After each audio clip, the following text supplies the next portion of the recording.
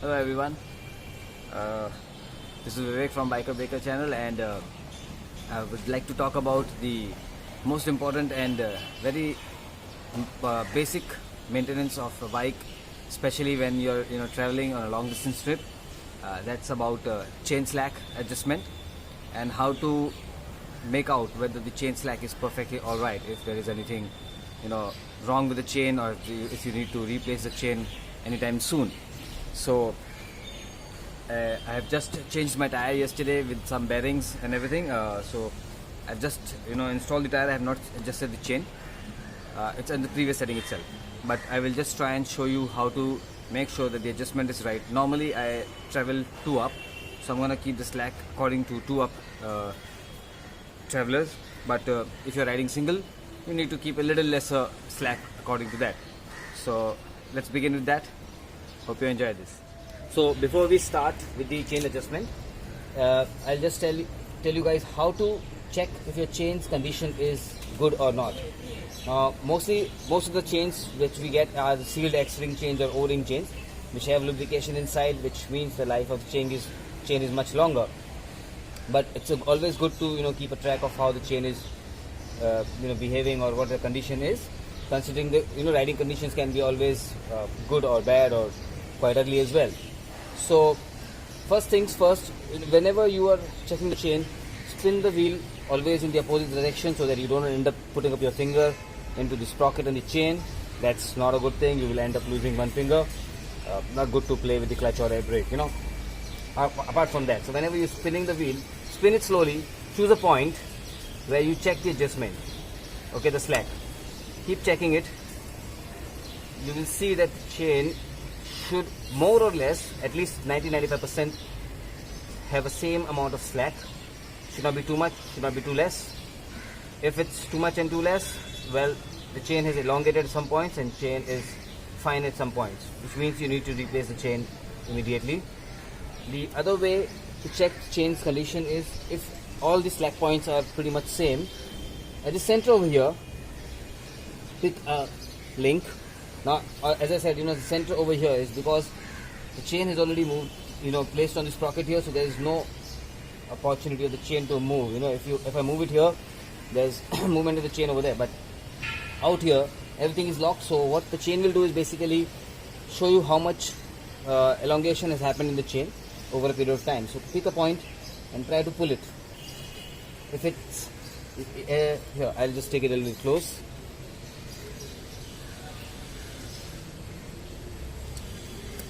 Yeah.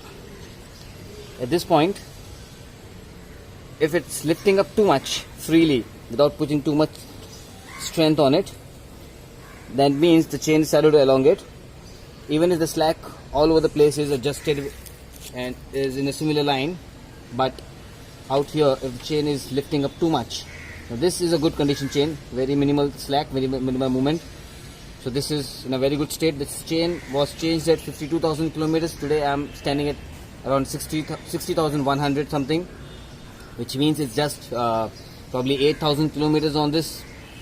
So it's got good life. It will at least give me another 10 to 15,000 minimum with the good maintenance. If you lube it well, keep it clean, don't let it rust, then the chain can last a longer time. So this is how you need to take a quick check on the chain. Also, always spin it slowly. Keep looking at the O-rings. If any of the O-rings are missing, cut or expanded, well, it's about to take the chain off. I mean, it's basically the O-rings have cut out and the internal lubrication is not gonna be holding up inside. So either you keep lubing it more often then, or it's just easy to change the chain, But anyway, that's also one of the ways of checking it out. To check for any kind of cracks, breaks, anything that shows which is not a normal wear and tear, it's good to replace the chain. So this is how you check the chain, and now we'll start with the chain adjustment. Alright, so for the chain adjustment, it's best to have a paddock. If you don't have a paddock, you will have to put something on the other side, opposite side of the side stand, to lift the wheel up so that it moves forward and backward freely. So what we will do is we will use the stock tools that are provided by the Kawasaki company, which comes along with the motorcycle, and these are basically part of the toolkit. We get a 22 number spanner, 27 a handle, 12 and 10 open end spanner. Now in my case, the bolt and the nut had stripped over here due to rusting, which I've changed, but unfortunately I have to change it to a bigger size, so I'm going to be using 13 for that, but that's alright, doesn't matter. Right now the setting is 1, 2 and 3, almost at 1, 2 and 3. Now both the side the setting is at the same point, and I will just check the chain slack. The chain slack for a single rider seems to be fine. It's actually perfectly alright for a single rider, but as I said, I prefer to travel 2 up most of the time, so I'm gonna slack it a little bit more. In my case, if you notice, the axle bolt, the castle nut is on the other side. That's because, you know, when you're putting the wheel back on the motorcycle alone, if you use the bolt and the axle from this side, it's much easier to install the tire. But having said that, the rules are the same, it doesn't change any much. So I'm gonna loosen up the castle nut. For the castle nut you need 27. There's a quarter pin in it. You have to take the quarter pin out, and once the quarter pin out, you loosen the nut. If in case it's not loosening and this is also spinning, then you need to use 22 to block this from spinning, and all you need to do is loosen it up enough for the wheel to move forward and backward. You don't need to loosen it too much, and you don't even need to tighten it too much. It should be enough to allow you to open it with your one hand. A little bit of pressure should be applicable, but too much of tightening is also not going to be helpful. So there you go, the wheel is free. You can see that. Now once the wheel is free, what we are going to do is we are going to loosen the lock nut. This is the lock nut that needs to be loosened up. Once we loosen this, then we will have to loosen the other side as well.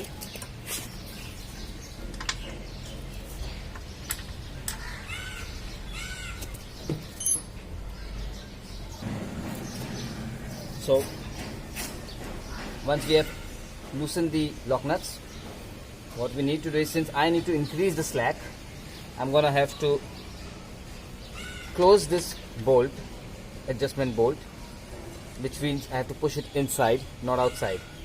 Alright, so I've now pulled it a little inside. Now I've increased the slack, and the setting is now this marker on the axle marker, I don't know what we call this. This is a block of aluminium. There's a marker on it, and the marker on the swing arm, now it's 1, 2, now it ends right before 3. It's not even coming on to 3. So on the other side also I'm gonna make it meet at exactly the point where it ends at 3. Now make sure you don't see it from behind or from front. You have to see it from front, because that's the right spot to find out if it's the right marking.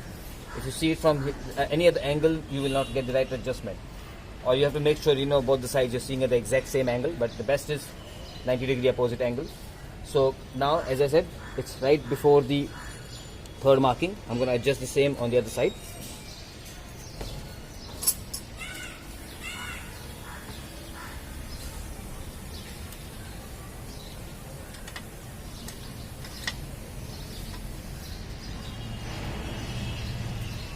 Now the marker has been adjusted on the other side as well. Start locking up the lock nut.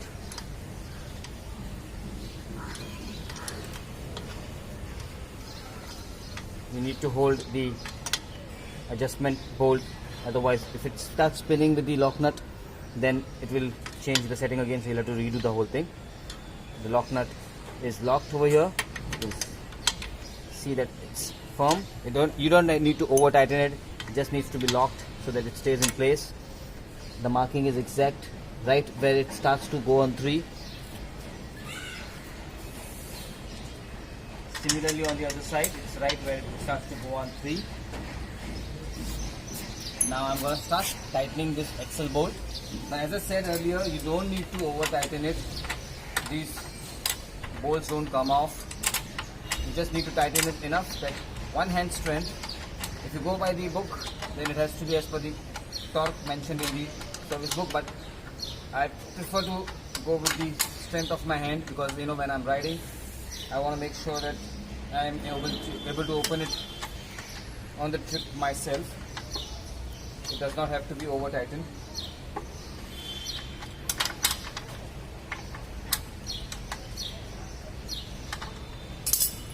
So it's tight enough where I cannot open it so easily, but not so tight that I cannot open it at all. Quarter pin has been placed. The wheel free movement has to be checked if it's free. It's also a good idea to check the chain from this side, and when you spin it, it should be in a straight line. You should not see any kind of kinks or curves.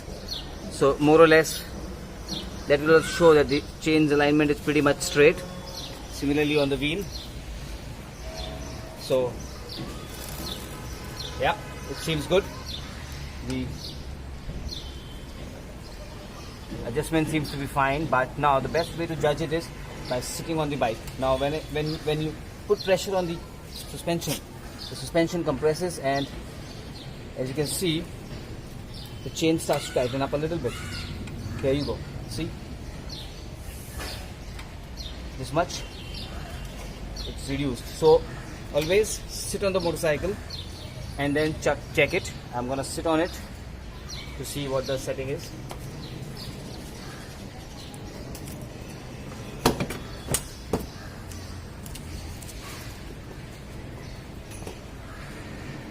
Once I've sat on it, now once again I think it is fine for a single rider, but I think it's still not as good enough for a 2-up riding position. So I may need to loosen it a little more again. I'll do it quickly.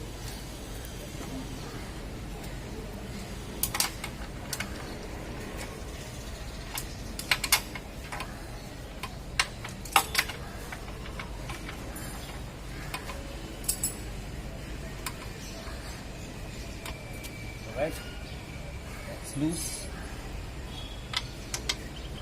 Loosen up the lock nut. Close in the gap. Close it a little more,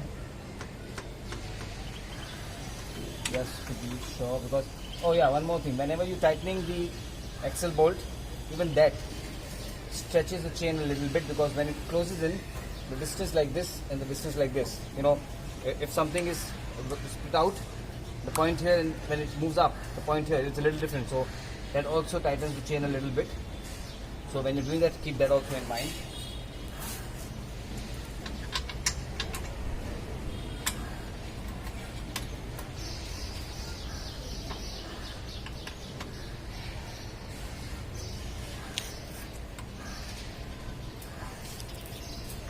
Right, where are we? Now it's a little more further inside, giving a better slack.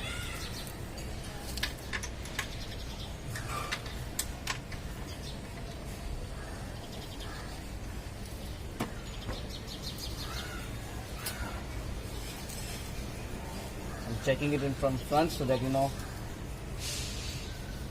marking is same on both sides. Tightening up the tassel nut.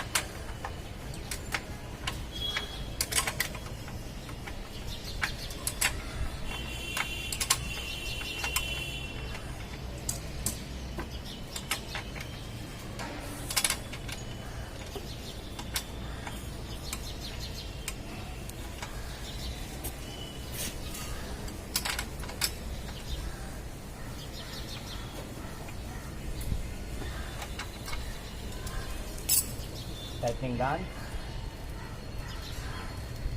This latch looks better than the previous one. So once again, I'm going to sit on the bike and check.